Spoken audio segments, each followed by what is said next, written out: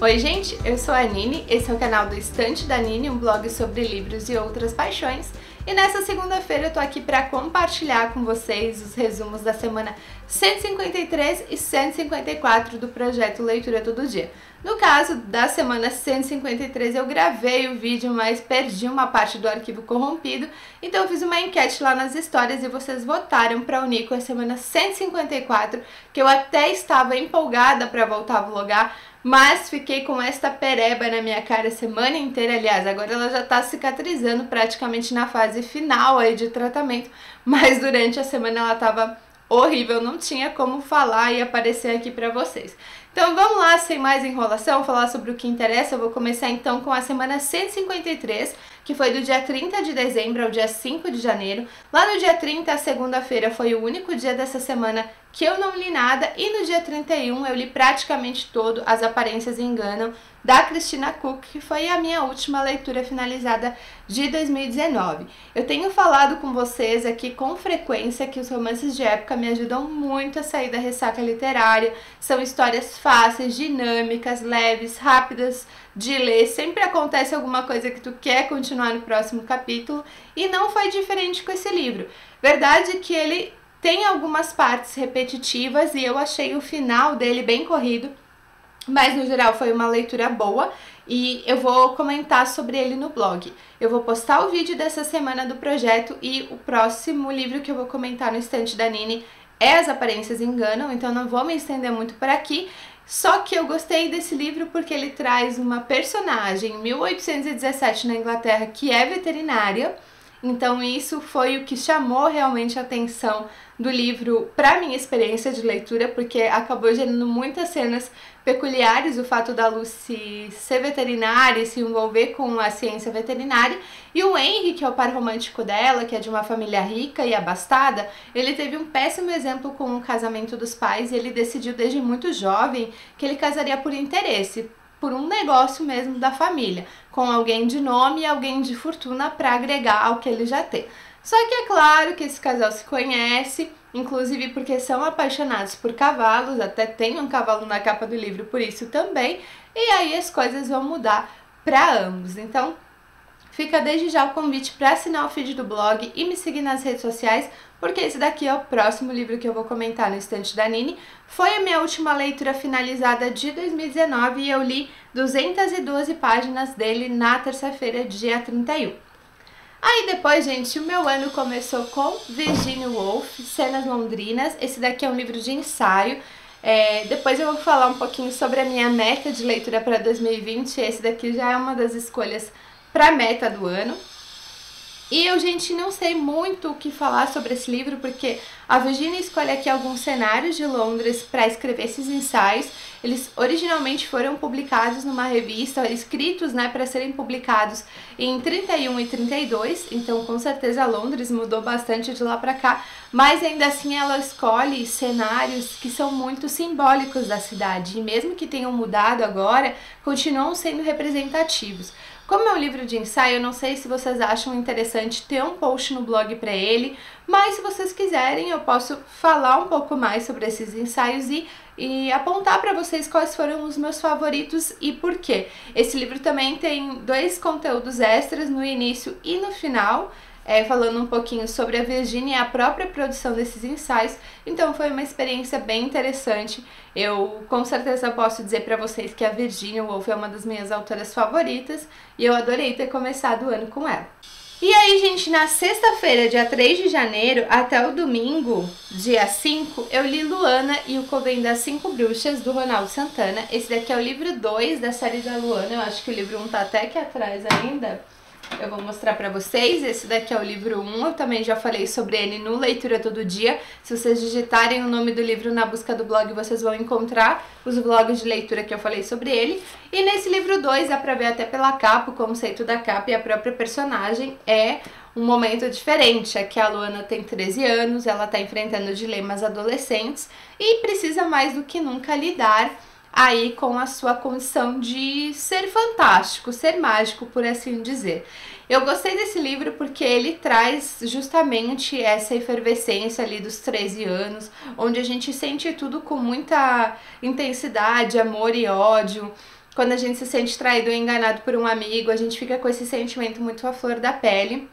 Então acho que o Ronaldo, ele consegue trazer esse momento da Luana, da adolescência da Luana, muito presente, assim, muito bem representado no livro, junto com o conflito do fato dela ser uma bruxa e dela ter poderes mágicos e ter todo um dilema sobre o passado dela, né? Porque a Luana, na história, ela é adotada por uma família de classe média alta do Rio de Janeiro, e a gente sabe que ela tem um passado aí que não é muito esclarecido, e é o passado dela que tem a ver com o fato de ela ser uma bruxa e ter aí habilidades mágicas.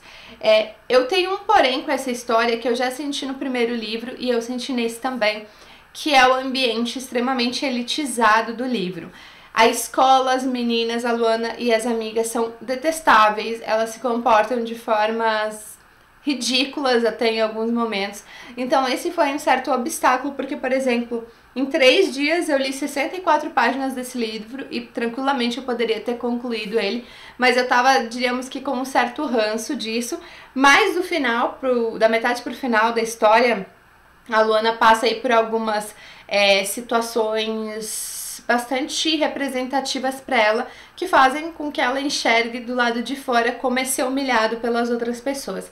Então ela e as amigas mudam de comportamento, em parte, a partir dessas experiências. Mas mesmo assim, eu tenho um certo problema com livros em ambientes muito elitizados, porque eu acho que realmente existe muito essa competitividade, elas se distratam colegas, né? Elas realmente acham que são as figuras ali mais importantes da escola, e quando isso muda, elas não sabem lidar. Mas no geral foi uma experiência boa, e eu vou seguir falando sobre Luana no próximo trecho do vídeo, porque vamos começar a semana 154, ou melhor, eu vou compartilhar, mas antes vamos pro resumão da 53 então. Foram um total de 337 páginas, que foi excelente. Um dia sem leitura. O livro finalizado foi As Aparências Enganam, da Christina Cook, e também Os Cenas Londrinas, da Virginia Woolf. E a minha nova leitura dessa semana foi o Luana e o Coven das 5 Bruxas, do Ronaldo Santana. Na comparação com a semana 152, eu li mais 188 páginas. Foi uma ótima semana para começar o ano, né? Há muito tempo, quem acompanha o projeto provavelmente lembra que eu não lia tanto assim, independente de serem livros curtos ou livros mais extensos. É um bom tempo que não acontecia isso. Então, foi um início de ano muito bom, um começo de 2020 bastante empolgante. E agora a gente começamos então eu começo, né? Porque até quem faz o projeto não necessariamente está no mesmo número que eu. Então, começa então agora a semana 154, que rolou de 6 de janeiro até ontem, domingo, dia 12. E teve a segunda também sem leitura, 2 semanas consecutivas, que é a segunda-feira. É que é o dia que eu tento editar o vídeo, né? E semana passada deu todo esse perrengue com o arquivo, então realmente eu acabei não lendo. E aí, gente, da terça-feira, dia 7 de janeiro, até a quinta-feira, dia 9, eu li Luana. Então, eu fiquei 6 dias com esse livro no total. Com certeza daria para terminar essa leitura em 1 ou 2. Bom, gente, eu tava falando então sobre Luana quando a minha memória lotou e a câmera desligou, mas eu consegui dar uma espiada aqui no computador em que trecho que eu parei. Estava falando então que eu fiquei 6 dias com Luana. Foi um livro que realmente ali na parte da escola, onde elas têm um confronto com a Brenda, que é a espécie de vilã do livro, eu realmente fiquei muito desagradada com o comportamento delas, e a leitura se arrastou muito mais do que deveria. Com certeza daria para ler esse livro em 1 ou 2 dias. Mas foi uma experiência bem interessante. Eu acho que o Ronaldo conseguiu mostrar como a adolescência é uma fase conturbada, ainda mais quando você tem um namorado, melhores amigas que não sabem que você tem poderes mágicos. Que é o caso da Luana, né? Que você é descendente aí de figuras fantásticas e que você, quando não está na escola e com os amigos, está estudando bruxaria. Então, ou Wicca aqui, como ele se refere. Então, tem muitos aspectos interessantes desse livro. Eu vou fazer um post sobre a experiência no Instagram, porque como eu não fiz uma publicação específica para Luana, a Filha da Lua, que é o volume 1, eu vou esperar o Ronaldo lançar toda a série, eu ler todos os volumes para fazer um grande post no blog falando sobre cada um dos livros. Mas por enquanto eu tenho comentado sobre eles aqui no Leitura Todo Dia e lá no Instagram também, que eu criei um destaque para colocar os livros que eu finalizar ao longo de 2020. E aí, gente, então, na sexta-feira eu comecei uma nova leitura, que é a leitura que me acompanhou até o domingo ontem, que é o Nada de Novo no Front, do Éric Maria Remarque. Já vou dar o spoiler aqui, que eu imagino quase que com certeza que esse daqui vai ser o meu primeiro livro favorito de 2020.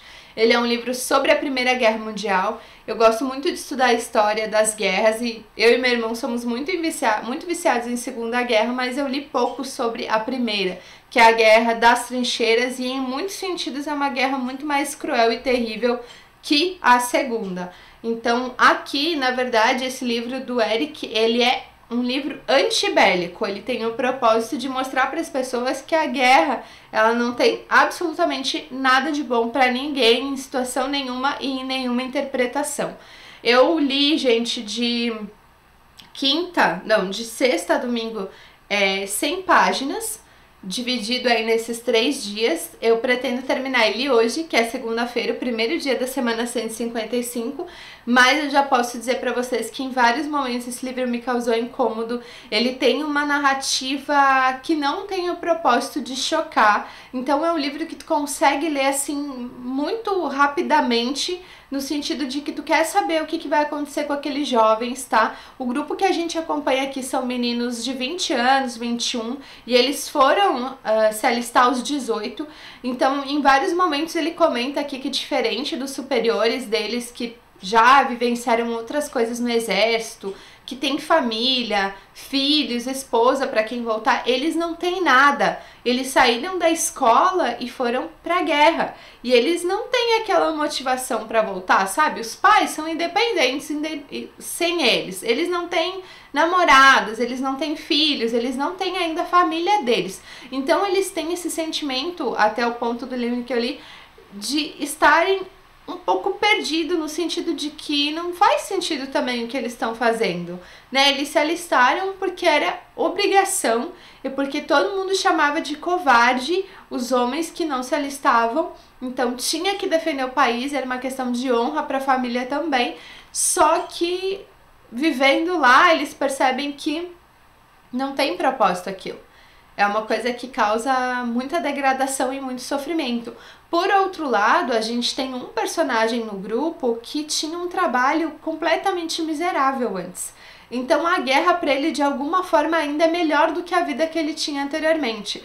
Então o autor consegue trazer aí, ao mesmo tempo que a desumanização dos soldados por viverem em situações extremas, a camaradagem entre eles, como eles se juntam para se defender dos superiores militares que abusam de poder e humilham eles de todas as formas que vocês podem imaginar. Então, tô gostando bastante dessa leitura. Tem um filme também. Eu vou assistir o filme assim que eu concluir o livro e vou comentar sobre os dois no blog, tá? Eu não sei ainda se esse livro está indicado no 1001 livros para ler antes de morrer. Caso ele esteja, eu vou fazer uma versão em texto e também uma versão em vídeo dessa recomendação, mas com certeza esse livro vai ganhar um grande textão lá no blog, porque eu tô gostando muito dessa leitura e como que o autor consegue abordar esse tema da guerra, uma guerra muito sofrida e muito miserável em vários sentidos, que faz com que tu pense, mas sente dá aquela aversão de não querer continuar o livro, porque a gente às vezes lê uma história que é tão pesada e ela tem tantas descrições negativas do ser humano que chega um ponto que é difícil engolir. Então aqui ele consegue conduzir a gente por essas coisas terríveis, mas é como se a gente estivesse junto com ele, olhando, é muito visual, a gente consegue imaginar. E ainda mais se você também gosta de história e de história das guerras, com certeza já deve ter visto algumas fotos, algumas coisas relacionadas à Primeira Guerra Mundial, com certeza vai ser ainda mais visual para te imaginar tudo que acontece em Nada de Novo no Front, que é o livro então que termina a semana 154 e começa a semana 155, que inicia hoje, segunda-feira, dia 13. Então vamos para o resumão dessa semana. Foram 228 páginas lidas no total, um dia sem leitura, que foi a segunda, dia 6, um livro finalizado, que foi o Luana e o Coven das 5 Bruxas, e uma nova leitura, que é o Nada de Novo no Front, do Éric Maria Remarque. Na comparação com a semana 153, eu li menos 109 páginas, porque semana passada, no caso a semana anterior que eu comentei aqui no vídeo, foi uma semana muito produtiva, então apesar dessa diferença, eu não vou aqui considerar que essa semana foi ruim, porque eu concluí uma leitura, que é o objetivo do projeto, né? Concluí pelo menos um livro por semana e comecei o que possivelmente vai ser a minha primeira história favorita de 2020. Então, apesar da diferença aí de páginas, eu acho que foi muito satisfatório. Aí eu quero comentar com vocês que lá no blog eu fiz recomendação de Marne, do Winston Graham, que eu mostrei pra vocês também no vídeo anterior do projeto Leitura Todo Dia, e também escrevi sobre a adaptação de Marne, dirigida pelo Alfred Hitchcock e lançada em 64. Eu vou deixar os dois links desses posts aqui embaixo para vocês visitarem o blog. Bom, gente, acho que é isso então que eu tinha pra comentar com vocês sobre essas duas ótimas semanas do projeto Leitura Todo Dia 2020, com certeza começando muito melhor de como 2019 terminou, que foi um segundo semestre de 2009 muito decepcionante para as leituras, eu li pouquíssimo, mas eu acho que agora aos pouquinhos a coisa vai engrenar e eu vou conseguir deixar vocês aqui sempre atualizados sobre as leituras semanalmente. E bora começar já, terminar esse vídeo e à noite começar o vlog da semana 155. Comenta aqui embaixo o que tu leu nesse início de 2020, mais ou menos aí quais são as tuas metas. O próximo vídeo aqui do canal provavelmente será as minhas metas para 2020. Eu separei aí em duas categorias diferentes, acho que vai ser bem legal para compartilhar com vocês e a gente trocar umas ideias. E também se tu tiver alguma sugestão de livro, de filme ou de série que tu gostaria de ver por aqui, deixa aí nos comentários que na medida do possível eu vou tentar procurar tudo que vocês recomendam aqui pra mim. Então é isso, gente, e a gente se vê no próximo vídeo. Tchau, tchau!